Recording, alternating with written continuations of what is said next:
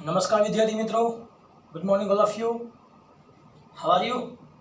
Fantastic, wow, very nice. હવે મિત્રો ધોરણ 11 માં આપણે લાસ્ટ ટાઈમ ચેપ્ટર નંબર 2 ની શરૂઆત કરી હતી. એમાં આપણે થોડો ટોપિક જોયો હતો ડીપમાં, જે બેઝિક અનુલક્ષીને હતો. ફરીથી પાછું જોઈએ આપણે. તો મિત્રો 12 સાયન્સ 11 સાયન્સની અંદર જે ચેપ્ટર પહેલું અને ચેપ્ટર બીજું છે એ માત્ર ને માત્ર તમારી સમજ માટે છે. ખરેખર એમાં ચેપ્ટર પહેલું તો સાવ વાર્તા ટાઈપ છે. ચેપ્ટર બીજાની અંદર તમારા માત્ર ખાલી કન્સેપ્ટ કેળવવાનો છે, સાવ સિમ્પલ છે. તો એ પહેલાં આપણે લંબાઈનું માપન.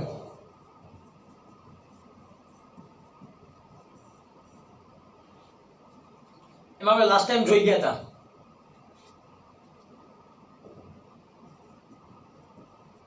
પ્રત્યક્ષ અને પરોક્ષ. પ્રત્યક્ષમાં કોણ હતું? તમારી સ્કેલ હોય, તમે સ્કેલને કારણે તમે જે માપન કરો છો એ કેવું થશે? પ્રત્યક્ષ. પછી વર્નિયર કેલિપર્સ હતું, સ્ક્રૂ ગેજ અથવા તો સ્પેરોમીટર હતું. તમારે જો મિત્રો પરોક્ષની વાતચીત કરવી હોય તો પરોક્ષ માટે આવે છે દ્રષ્ટિસ્થાન ભેદની રીત. મિત્રો આપણે લાસ્ટ ટાઈમ આનો અભ્યાસ કર્યો હતો. માપપટ્ટી હોય તો કેટલું માપન થઈ શકે, વર્નિયર કેલિપર્સ હોય તો કેટલું માપન થઈ શકે, સ્ક્રૂ ગેજ હોય તો કેટલું માપન થઈ શકે. અને જો ખબર ના હોય તો હમણાં આ થિયરી પછી પાછા આપણે એને રિપીટ કરીશું. પહેલા જોઈએ આપણે પરોક્ષ રીત, દ્રષ્ટિસ્થાન ભેદની રીત. ખરેખર કોણ કઈ રીતે છે? મારે જો અતિ દૂરના અંતર માપવા હોય, પૃથ્વીથી ગ્રહનું અંતર માપવું હોય, પૃથ્વીથી સૂર્યનું અંતર માપવું હોય, પૃથ્વીથી ચંદ્રનું અંતર માપવું હોય, તો એ સમયે મારે દ્રષ્ટિસ્થાન ભેદની રીતનો ઉપયોગ કરવો પડે ટેલિસ્કોપની મદદથી. તો મિત્રો દ્રષ્ટિસ્થાન ભેદ છે શું? તો સાવ સિમ્પલ છે. આ તમારી સામે કોઈ એક સપાટી રાખો. તમે સપાટીનું તમે કોઈ એક બિંદુ ધારી લ્યો. ધારો કે આ જે આંગળી રાખું છું, મેં ધારેલું બિંદુ છે. ક્લિયર? જોઈજો, આ જે આંગળી છે મારી, સપાટી પરનો કોઈ બિંદુ ધારી લઉં છું. તો કે આ બિંદુ ધારી લઉં છું. આ બિંદુને પેલા હું આ આંખ વડે જોઉં છું, પછી પેલી આંખ બંધ કરી બીજી આંખ વડે જોઉં છું. પુનરાવર્તન કરો.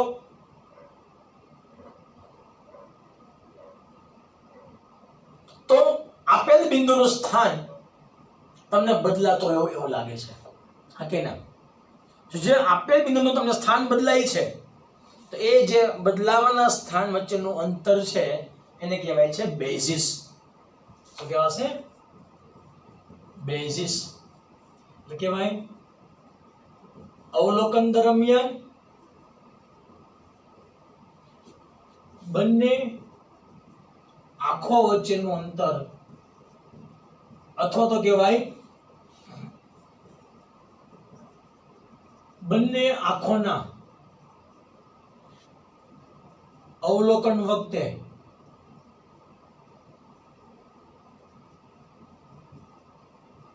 મળતા અંતરનો તફાવત. ક્લિયર? તો આપણે જે તફાવત મળતો હશે બે બિંદુ વચ્ચેનો, કેટલો હશે? આપણે બે આંખ વચ્ચેના અંતર જેટલો હશે. હવે પેલી હું રીત લઉં છું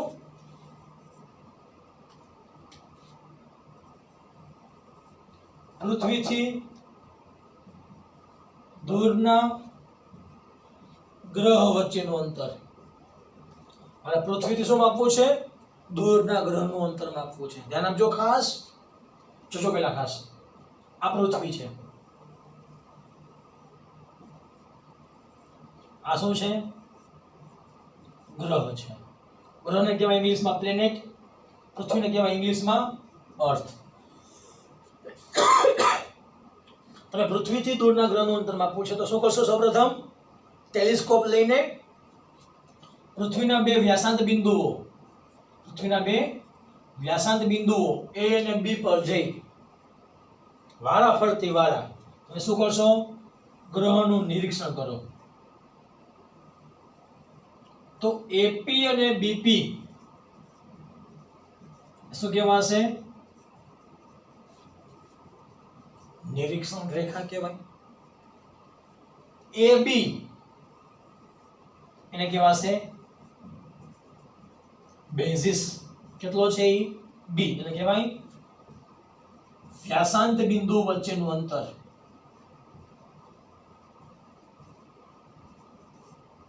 પછી એપી બરાબર બીપી બરાબર નામ આપી દઈએ, ધારો કે એને ડી કહેવાય ગ્રહથી પૃથ્વી વચ્ચેનું અંતર. તમે જ્યારે પૃથ્વીના વ્યાસાંત બિંદુઓ એ અને બી પર જઈ ટેલિસ્કોપની મદદથી તમે ગ્રહ જોવો છો, એ ઉપર રહી પછી તમે બી પર જઈ તમે ગ્રહ જોવો છો, એ સમયે એ અંતર કેટલું છે? ડી જેટલું છે. આ કહેવાશે બેઝિસ બી. તે સમયે નિરીક્ષણ રેખા વડે ગ્રહ પાસે આંતરાતો ખૂણો થીટા છે. સૂત્ર તમે કયો જોઈ ગયા હતા? ખૂણો બરાબર ચાપ ભાગ્યા ત્રિજ્યા. તો ચાપ કઈ થશે ખૂણા માટે? ખૂણા બરાબર ચાપ કહેવાય એ થી બી, ત્રિજ્યા એ થી પી. પણ જ્યાં આ બી કેવું છે? ખૂબ જ નાનું છે. કોના સાપેક્ષે? ડી ની સાપેક્ષે. જો આ બી ખૂબ જ નાનો હોય ડી ની સાપેક્ષે તો તમે એ થી બી આ લ્યો ચાપ, અથવા તમે એ થી બી ચાપ આ લ્યો, અથવા તો તમે ચાપ એ થી બી સીધે સીધી લઈ લ્યો. એમાં કોઈ જાતનો ફેરફાર જોવા મળશે નહીં. શું કામ? અંતર ખૂબ જ નાનું છે. કોની સાપેક્ષે? ડી ની સાપેક્ષે. તમે આપેલ ચાપ લ્યો, અથવા તો સીધે સીધું અંતર લઈ લ્યો, અથવા તો આ અંતર લઈ લ્યો. જવાબમાં જાજો ફેર પડશે નહીં. હું સીધું લખી નાખું છું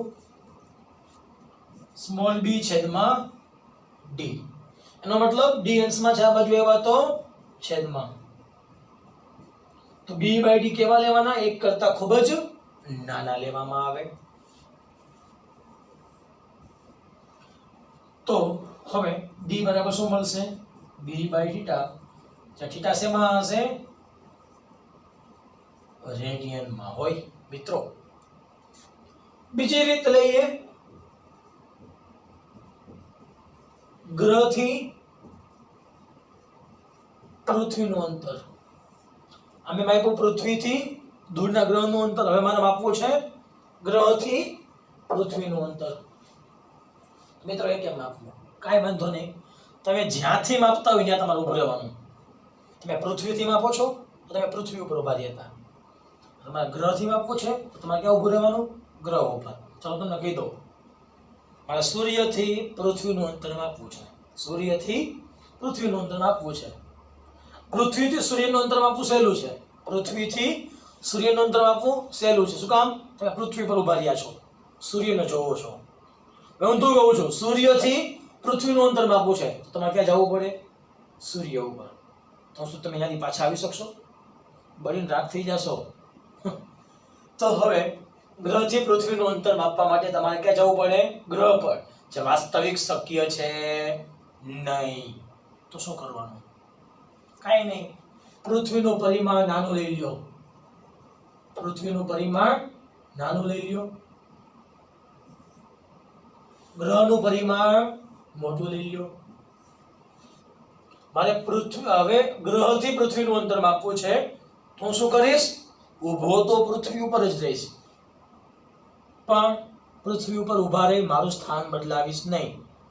ફર્સ્ટ ટાઈમ સૂર્યનો પહેલો વ્યાસાંત બિંદુ જોઈશ, પછી ટેલિસ્કોપની દિશા બદલાવી હું સૂર્યનો બીજો વ્યાસાંત બિંદુ જોઈશ. મારું સ્થાન બદલાવતો નથી. એનો મતલબ પૃથ્વીથી પહેલો વ્યાસાંત બિંદુ લઈ લઉં એ, પૃથ્વીથી બીજો વ્યાસાંત બિંદુ લઈ લઈએ બી, પણ હું મારું સ્થાન બદલાવતો નથી. ઈ જે રેખા આવશે એ થી બી શું કહેવાય? બેઝિસ બી. પૃથ્વી કહેવાય અર્થ, તો A થી E નું અંતર D.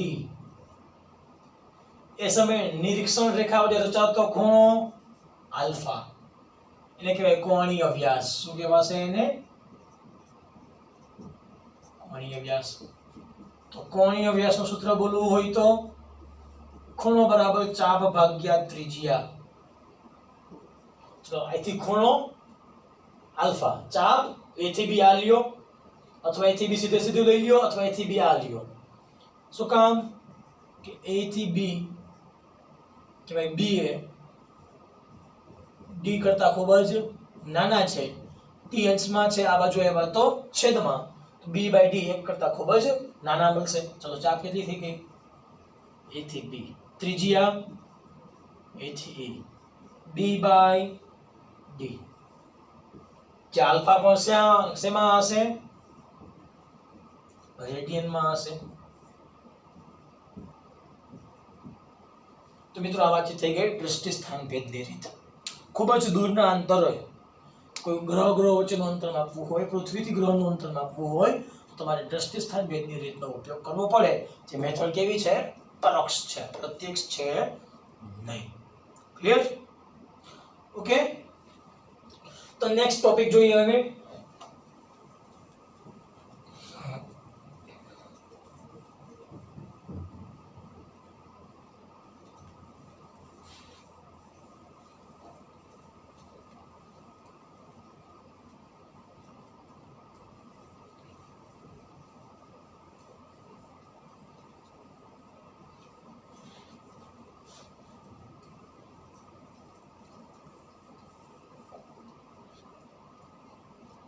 ચલો લંબાઈનું માપન ફરીથી લઉં છું.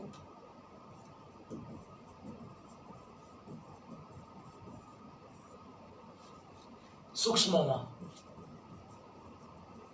જો લઉં છું સૂક્ષ્મ લંબાઈના માપન માટે, તો આપણે પહેલા લાસ્ટ ટાઈમ જોઈ ગયા હતા. જો માપપટ્ટી હોય, તમે માપપટ્ટીની મદદથી 10⁻³ મીટરથી લઈને 10 સ્ક્વેર મીટર સુધીનું તમે અંતર માપી શકો છો. હા કે ના? પછી વર્નિયર કેલિપર્સ આવ્યું હતું, તમે વર્નિયર કેલિપર્સની મદદથી માપપટ્ટી કરતા પણ લઘુત્તમ માપ, જેને કહેવાય 10⁻⁴ ક્રમનું મીટર, તો 10⁻⁴ મીટર ક્રમનું જો માપન કરવું હોય તો મારે વર્નિયર કેલિપર્સ લેવું પડે. પછી માઇક્રોમીટર અથવા તો માઇક્રોમીટર સ્ક્રૂ ગેજ અથવા તો કહેવાય સ્ફેરોમીટર, એના માપન માટે મારે વર્નિયર કેલિપર્સ કરતા પણ લઘુત્તમ માપ, જે કહેવાય 10⁻⁵ ક્રમનું, તો 10⁻⁵ મીટર ક્રમનું અંતર માપવા માટે મારે માઇક્રોમીટર સ્ક્રૂ ગેજ અથવા તો સ્ફેરોમીટર વાપરવું પડે.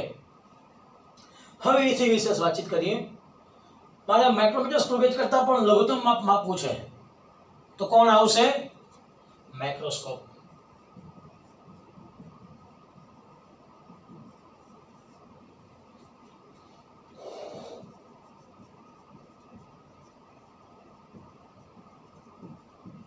પણ માઇક્રોસ્કોપ અલગ અલગ પ્રકારના હશે, એક જ પ્રકારનું માઇક્રોસ્કોપ હશે નહીં.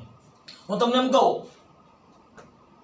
10⁻⁸ મીટરથી 10⁻⁻10 મીટર ક્રમ માટે તમારે એક સાધન લેવું પડશે, ઓપ્ટિકલ માઇક્રોસ્કોપ. મિત્રો ઓપ્ટિકલ માઇક્રોસ્કોપ એ વસ્તુ એવી છે કે ઓપ્ટિકલ માઇક્રોસ્કોપની મદદથી જોવા માટે તમારે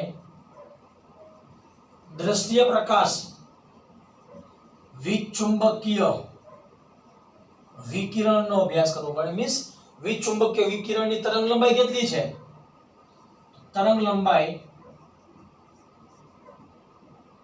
4000 એંગસ્ટ્રોમ થી લઈને 7000 એંગસ્ટ્રોમ. મિત્રો તો વિચુંબકીય વિકિરણની તરંગ લંબાઈ દ્રશ્ય પ્રકાશ માટે 4000 એંગસ્ટ્રોમ થી 7000 એંગસ્ટ્રોમ હોય, તો તમે આના માપ કરતા લઘુત્તમ માપ ઓપ્ટિકલ માઇક્રોસ્કોપની મદદથી જોઈ શકતા નથી. તો ઓપ્ટિકલ માઇક્રોસ્કોપની રેન્જ આવી ગઈ. દ્રશ્ય પ્રકાશની તરંગ લંબાઈને જ એ વિભેદન કરી શકે છે. એનો મતલબ પ્રકાશના તરંગો એ લંબગત ગતિ ધરાવે છે. દ્રશ્ય પ્રકાશ એ પ્રકાશના તરંગો છે. જો પ્રકાશના તરંગો હોય તો એને કંઈક વિભેદનની શક્તિ હોય તો તેનું લઘુત્તમ માપ શક્તિ કેટલી મળશે? 4000 એંગસ્ટ્રોમ થી લઈને 7000 એંગસ્ટ્રોમ. ટૂંકમાં કહેવાય 10⁻⁸ થી 10⁻⁻10. વાસ્તવિક કેટલી કહેવાય એને? જ્યાં 1 એંગસ્ટ્રોમ બરાબર કહેવાય 10⁻10 મીટર. 1 એંગસ્ટ્રોમ બરાબર કેટલા કહેવાય? 10⁻10 મીટર. ટૂંકમાં કહેવાય આ 4 1 2 ને 3 મીટર છે. એંગસ્ટ્રોમ એટલે 10⁻10. આ 7 1 2 ને 3 મીટર પ્લસ એંગસ્ટ્રોમ એટલે તો લખી શકાય 3 - 10 - 7. 3 - 10 - 7. તો લઘુત્તમ માપ શક્તિ કેટલી મળી? 10⁻⁷ મળી છે મિત્રો. પણ ઇથી વિશે આગળ વાતચીત કરવી હોય તો ઇલેક્ટ્રોન માઇક્રોસ્કોપ આવે છે.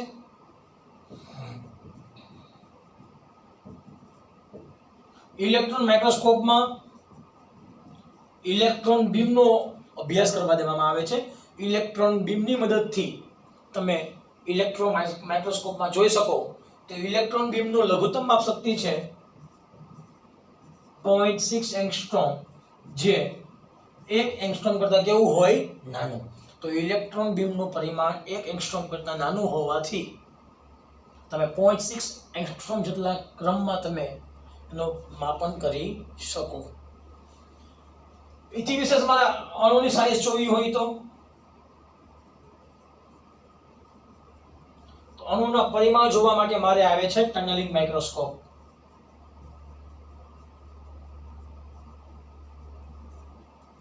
શું આવે છે? Tunnelling microscope. તો ટનલિંગ માઇક્રોસ્કોપની મદદથી અણુના પરિમાણ જોઈ શકીશ. ક્લિયર? પછી અણુની સાઈઝ જોવા માટે તમારે આવશે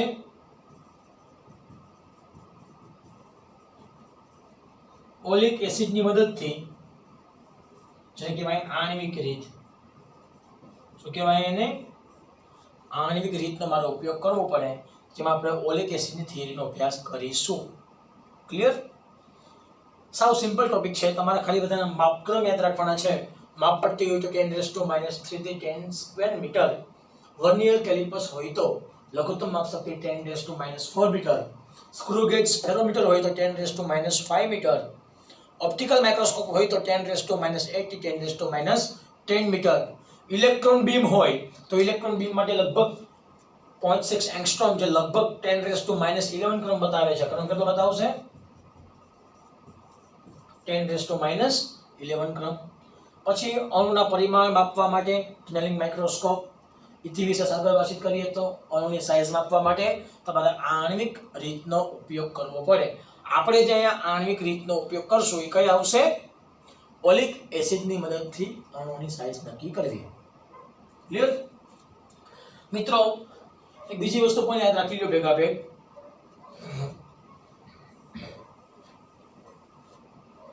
સૂક્ષ્મ માપન ઘઉં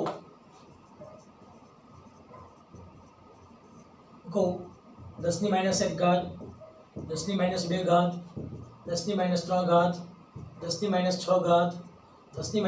ઘાત, 10⁻10 ઘાત, 10⁻12 ઘાત, 10⁻15 ઘાત, 10⁻18 ઘાત. તો મિત્રો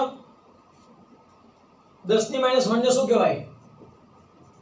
દેશી બોલાય. 10⁻2 ને શું કહેવાય? સેમી બોલાય. 10⁻3 ને શું બોલાય? મિલીમીટર બોલાય. 10⁻6 ને શું બોલાય? માઇક્રો બોલાય. 10⁻9 ને શું બોલાય? નેનો બોલાય. 10⁻10 ને શું બોલાય? એંગસ્ટ્રોમ બોલાય. 10⁻12 ને પાઇકો. 10⁻15 ને ફર્મી અથવા તો ફેમ્ટો. 10⁻18 ને બોલાશે એટમ. તો તમારે ના બધા નામકરણ યાદ રાખવા પડશે. 10⁻⁻1 હોય તો ડેસી, 10⁻⁻2 હોય તો સેન્ટીમીટર, 10⁻⁻3 હોય તો મિલીમીટર. મિત્રો કેમ એક્ઝામ્પલ આપવું હોય તો હું તમને આપું છું એક્ઝામ્પલ. ધારો કે 1 મીટર બરાબર 100 સેન્ટીમીટર. બધાને ખબર છે 100 એટલે કહેવાય 10 નો વર્ગ. 10 નો વર્ગ અંશમાં છે, આ બાજુ આવ્યા તો છેદમાં, ઉપર આવે તો મિત્રો થઈ ગયું 10 ની -2 ને શું કહેવાય છે? સેન્ટીમીટર.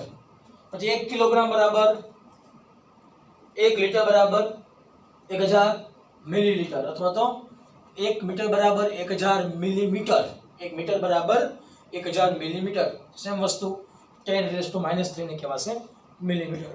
પણ જેમ સ્ટેપ બાય સ્ટેપ આપણે દાખલા આવશે એમ તમને વધારે સમજવામાં મદદરૂપ થશે. સેમ વસ્તુ હું લઉં છું મોટા માપન માટે.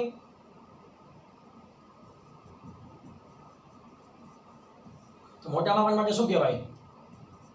10 ની 1 ઘાત, 10 ની 2 ઘાત, 10 ની 3 ઘાત, 10 ની 6 ઘાત, 10 ની 9 ઘાત, 10 ની 12 ઘાત, 10 ની 15, 10 ની 18. જો પેલા ખાસ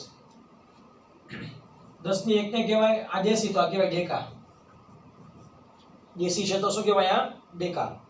આ સેન્ટીમીટર જો અહીંયા કહેવાશે હેક્ટો. 10 ની 3 ને કહેવાય કિલો, કિગ્રા. 10 ની 6 ઘાત ને કહેવાશે મેગા. 10 ની 9 ને કહેવાશે ગીગા. 10 ની 12 ને કહેવાશે ટેરા. 10 ની 15,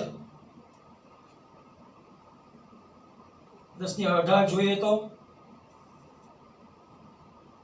એકટા અથવા તો ઓક્ટા. 10 ની 15 આપણે કે ક્રમ આવતો નથી. 10 ની 16 ઘાત આવે છે, 10 ની 16 ઘાત આવે છે એને કહેવાય હેક્સા. ક્લિયર? પણ તમારે માત્ર ને માત્ર માપક્રમ કેટલો યાદ રાખવાનો? ખાલી 10 ની 3 ઘાત, 10 ની 6 ઘાત, 10 ની 9 ઘાત, 10 ની 12 ઘાત. ખાલી 4 ક્રમ છે. 3, 6, 9, 12. અહીંયા -2, -3, -6, -9, -10, -12, -15. ક્લિયર? શક્ય એટલું તમે ક્રમ યાદ રાખશો તો તમને વધારે મજા આવશે સમજવાની. તો બધા ક્રમ તમને આપમેળે યાદ પણ રહી જશે સમયાંતરે. જેમ જેમ આપણે દાખલા આવશે, દાખલાના જે ક્રમ આપણે આવશે તે ક્રમ મુજબ તમે દાખલા કરશો તો તમને પ્રેક્ટિસની મદદથી તમને બધા મૂલ્યો આપમેળે યાદ રહી જશે. મિત્રો ફિઝિક્સ વિશે સાવ રોમેન્ટિક છે, સાવ સિમ્પલ વિષય છે. થોડોક તમે રસ દાખવશો ફિઝિક્સની અંદર તો 12 સાયન્સમાં તમે 100 માંથી 100 માર્ક્સ તમે આરામથી લઈ શકો. Clear? Thank you very much.